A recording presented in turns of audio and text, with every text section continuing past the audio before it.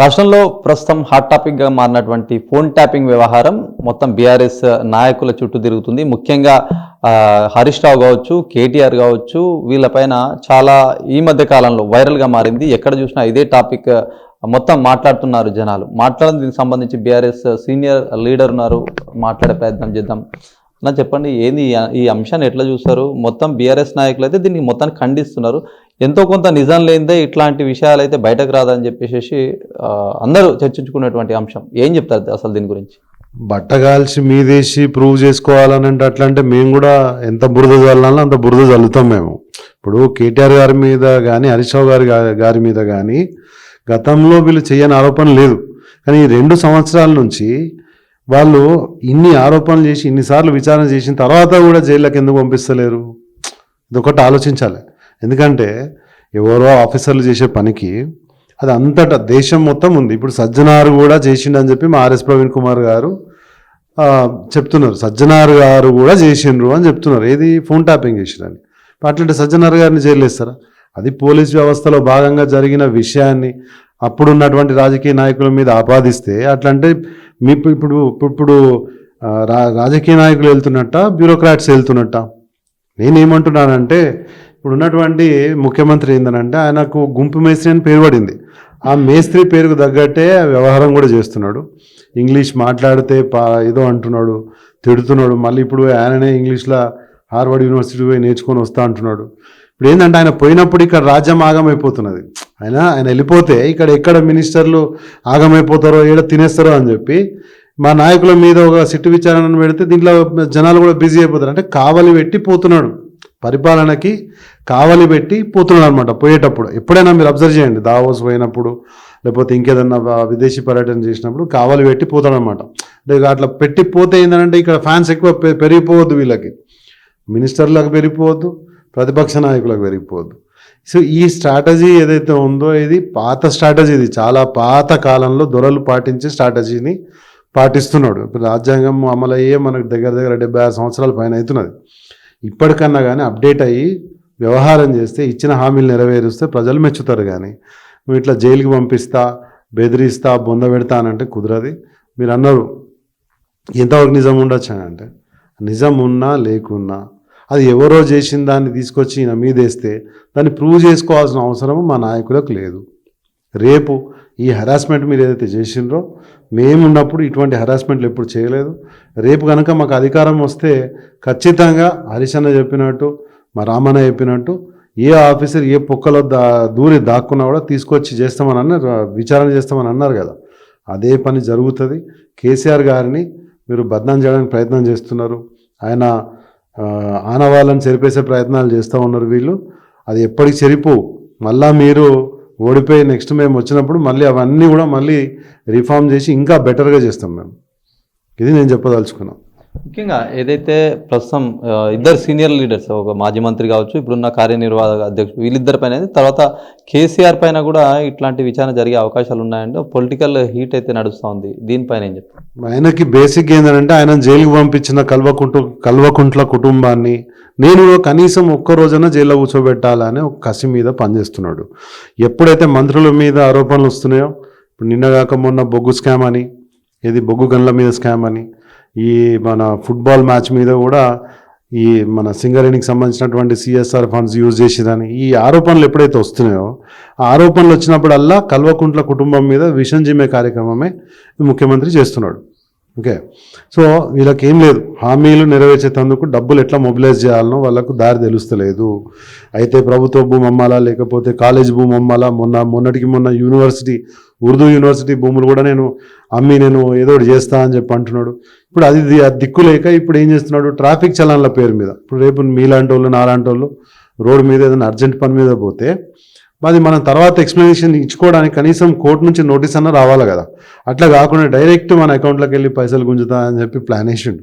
అంటే నాకు ఇప్పుడు గరీబులకు డబ్బులు కావాలంటే గరీబుల దగ్గర గుంజుకొని ఇస్తాను. అంటే నువ్వు తులం బంగారం కావాలని అంటే నువ్వేంది ఇచ్చేది? నేను నా భార్యకు నేను కొనిచ్చుకుంటా కదా.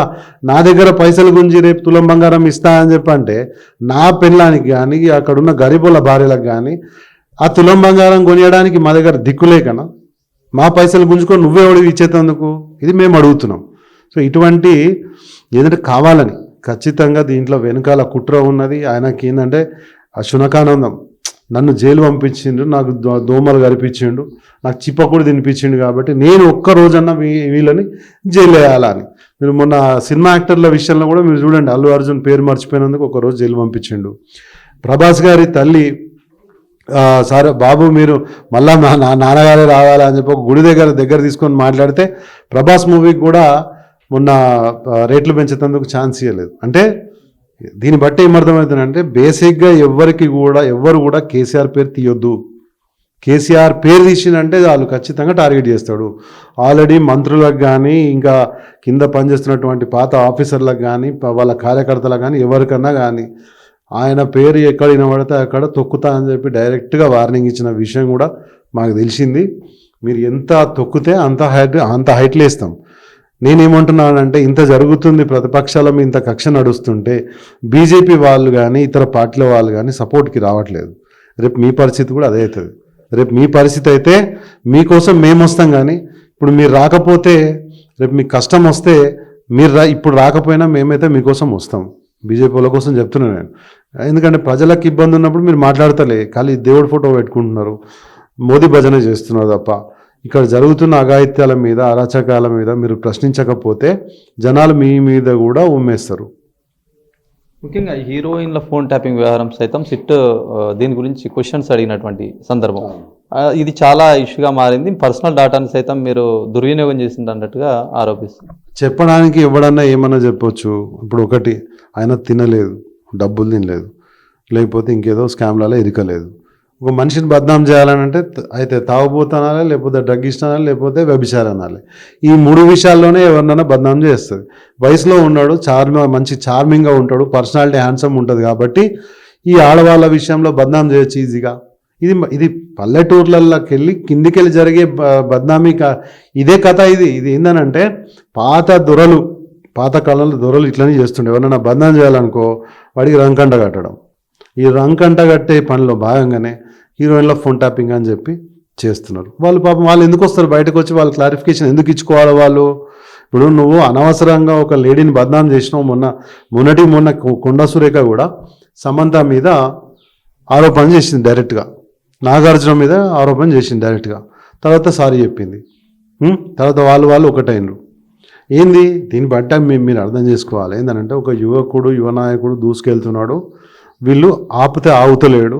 ఈ సోషల్ మీడియాలో బీఆర్ఎస్ పార్టీ దూసుకెళ్తున్నది కాబట్టి వీళ్ళు ఎట్లైనా తొక్కాలనంటే ఇట్లనే బద్నాం చేయాలి. ఇది స్ట్రాటజీ వాళ్ళది. మరి వాళ్ళు తింటున్న పైసల గురించి మాట్లాడుతున్నారా? వాళ్ళు రెవెన్యూ మినిస్టరు వాళ్ళ కొడుకు స్కామ్లో ఇరికిండు, వాచ్ల స్కామ్లా, ఏది ఇంపోర్టెడ్ వాచ్ల స్కామ్లో ఇరికిండు, వాడి మీద ఏదన్నా యాక్షన్ తీసుకున్నారా?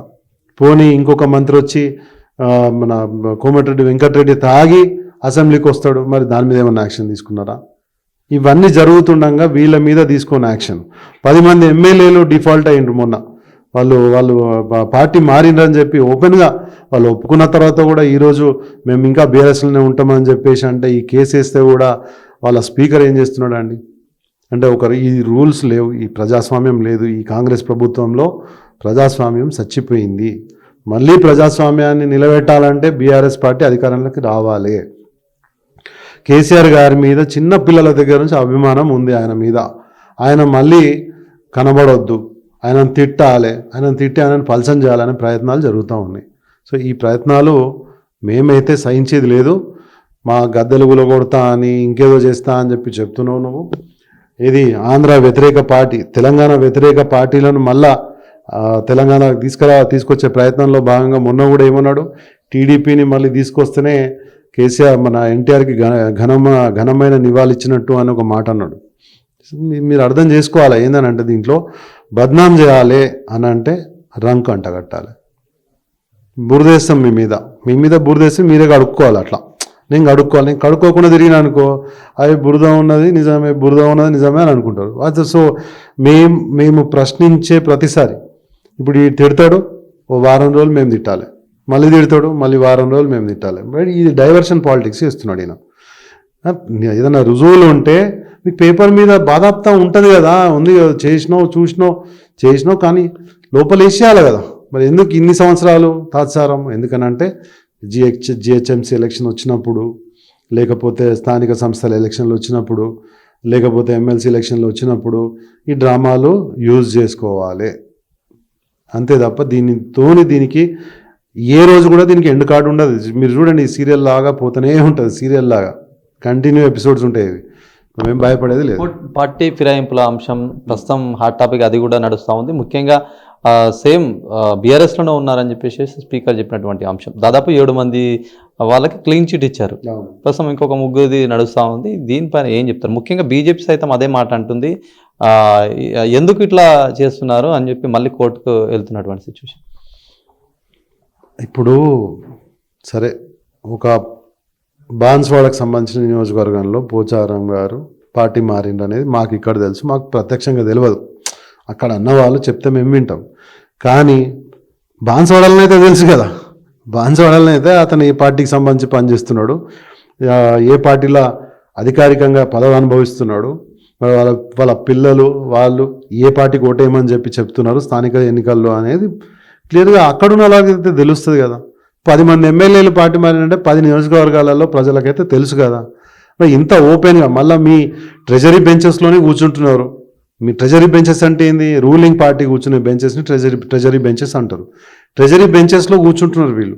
ఎందుకు కూర్చుంటున్నారు అంటే బాత్రూమ్ దగ్గర ఉందని కూర్చుంటున్నామని అంటున్నారు వాళ్ళు. బాత్రూమ్ దగ్గర ఎందుకు? బాత్రూంలోనే కూర్చోవచ్చు కదా. ఈ జోకర్ పనులు ఇవన్నిటిని ఎంకరేజ్ చేస్తున్న స్పీకర్ గారు ద్వంద్వ వైఖరి ఏదైతే ఉందో ఇది క్లియర్గా ట్రాన్స్పరెంట్గా మనకు అర్థమవుతూ ఉంది. మేము ఇష్టం వచ్చినట్టు చేసుకుంటాం, మీరు ఏం ప్రజలైతే పోయి అడుగుతలేరు. కంచెలు వేసుకున్నాడు అసెంబ్లీకి, గతంలో ఎక్కడి నుంచి ఉండే కంచె ఇప్పుడు ఎక్కడి నుంచి ఉంది? పోనీ గతంలో ప్రగతి భవన్కి కంచెలు వేసుకున్నావా అని చెప్పినా, మరి కంచెలు వీకిన తర్వాత నువ్వు అందులో ఉంటున్నావా? నువ్వు ఎక్కడ ఉంటున్నావా దాని చుట్టూ కంచెలు ఉన్నాయా లేవా? ఇవి మీరు గమనించాలి. నువ్వు పబ్లిక్లోకి పోతే ఎంత ఇబ్బంది చేస్తున్నావు. మీ మంత్రులు హెలికాప్టర్లు వేసుకొని 30-40 కిలోమీటర్లకు హెలికాప్టర్లు వేసుకొని ప్రజాధనం దుర్వినియోగం చేస్తలేరా?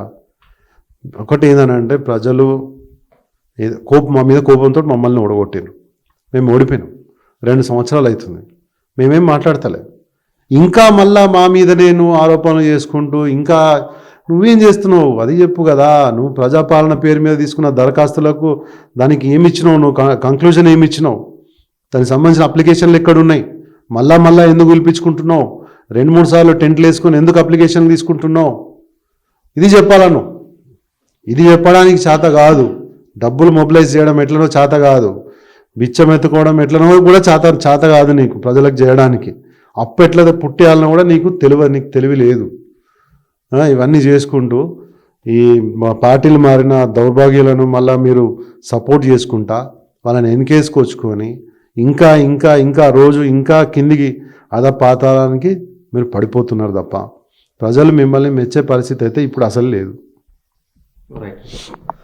ఇది ఓవరాల్గా పార్టీ ఫిరాయింపుల అంశం కావచ్చు, ప్రస్తుతం నడుస్తున్నటువంటి సిట్ విచారణ ఏదైతే ప్రస్తుతం హాట్గా ఉన్నటువంటి అంశాలపైన మొత్తానికి బీఆర్ఎస్ పార్టీకి సంబంధించినటువంటి నాయకుల మీద కావాలనే ఒక ఎలిగేషన్ వచ్చింది. దీనిపైనే ఇదంతా నడుస్తుందని చెప్పేసి సీనియర్ నాయకులు సైతం చెప్తున్నారు. ఏదేమైనప్పటికీ బీఆర్ఎస్ పార్టీ గతంలో పనిచేసినటువంటి సందర్భం ప్రజలకు అనేక సంక్షేమ పథకాలని ప్రజల్లోకి తీసుకెళ్లి మెప్పు పొందింది. మరొకసారైనా మేమే అధికారంలోకి వస్తామని వాళ్ళు చెప్తున్నటువంటి పరిస్థితి. కెమెరా పర్సన్ సందీప్తో శ్రీనివాస్, అభినవ్ భారత్, నిజామాబాద్ నుంచి.